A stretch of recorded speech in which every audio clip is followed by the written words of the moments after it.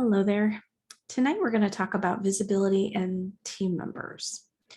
It's really easy for you to be someone who's visible, especially if you're what's considered a subject matter expert in your organization. And one of the things that I think I failed to realize is that that was a little bit of I don't know, something that fulfilled me, right? That I knew the answers, that I could answer the questions when people would come to me, that I didn't really have to spend a ton of time thinking about it. It just kind of came out, right? And I was able to say whatever the answer was. What I didn't realize is that is actually not good for me and or my team. So why is that? So it's not good for me because I already have visibility at that point, right? I should be in front of people. And as a director, I was already in meetings. People already knew I knew that stuff. So how can I make sure that I'm giving that visibility to my team? Because what's the worst thing that can happen is that you are the subject matter expert. You are the leader of that team. And that means you can't go anywhere else until you've passed that knowledge along, until you've delegated the information that you know to someone else and they're starting to step up and be the person that can answer the questions. So it can really hurt you if you're not delegating enough, if you're not passing along information to give your team opportunities to answer questions, the chance to be in meetings and do presentations, or to be in meetings instead of you, so that you're not the only one who knows everything.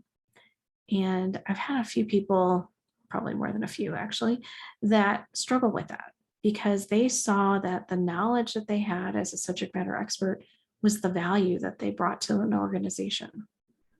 When reality is, they could be doing so many other things that would bring more value to the company, but they weren't willing to let go of that knowledge.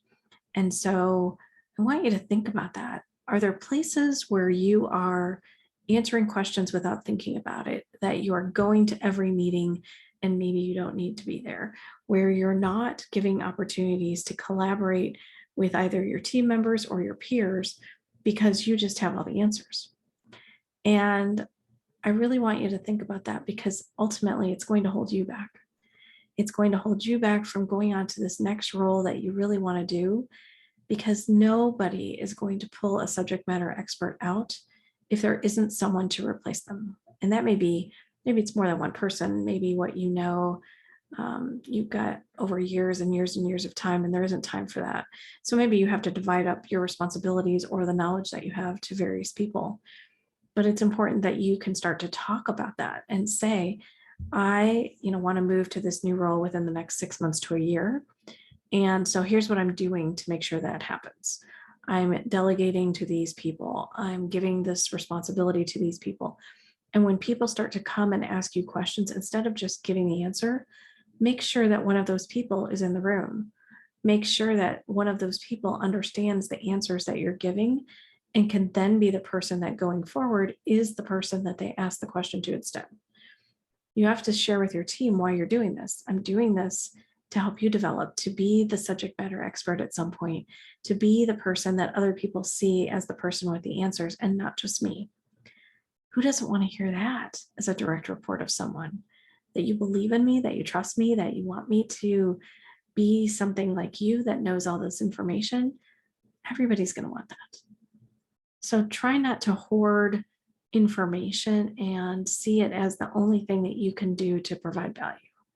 There are so many more things that you could do to be strategic, to think about the organization in a new way, to plan, to handle opportunities, solve problems and gaps, plan and develop things for your team, work across the organization in other ways. Those are ways that you can show your value.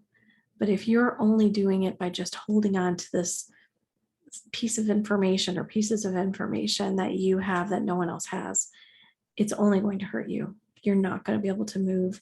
And it ultimately is reflected on you as a leader, right? You're not developing your team. You're not spending time with them. You're not giving them opportunities. So today, I want you to take out a piece of paper and I want you to write down all the things that you know so well that you don't even have to think about it anymore. They're just second nature to you. And when you have that list, whatever number that is, I'll not dictate how many you have to have, Let's say it's a list of 10 things. On that list of 10 things, identify who is the person who's going to start to begin to learn that knowledge from you. And maybe they know some of it, but maybe they don't know it to the extent you do. How are you going to start passing off that knowledge? Because if you don't take the time to intentionally start to do this transition, it's not going to happen. There's just too many things that happen day to day that you won't have time for it. So if you can start to pass off this knowledge, it gives them the visibility that they need. It makes them grow and helps them be seen as a trusted resource of yours. You can send them to meetings, which gives them visibility, give them presentations to do, give them the opportunity to answer questions, but identify what those things are that you know so well and start to pass them on to other people. And the sooner you do that, the more opportunity you have to then do those things that are adding value for you, the things that are going to help position you for the next role. Those are things like coming up with strategic plans for your team, coming up with maybe a new strategy for the organization, finding ways to solve problems or gaps that exist that you haven't had time to look at because you've been too busy in the day-to-day. A leader has to take time to plan and be strategic and not just be in the day-to-day all the time. And the only way to get out of the day-to-day is to delegate to your team. So if your team isn't strong enough, if your team isn't ready for that, find ways to start to build that capability faster, or you may have to bring in additional team members instead. Those are hard decisions to make, but you are only as strong as your team. The weakest link on your team is how strong you are as a team altogether. So think about this for yourself.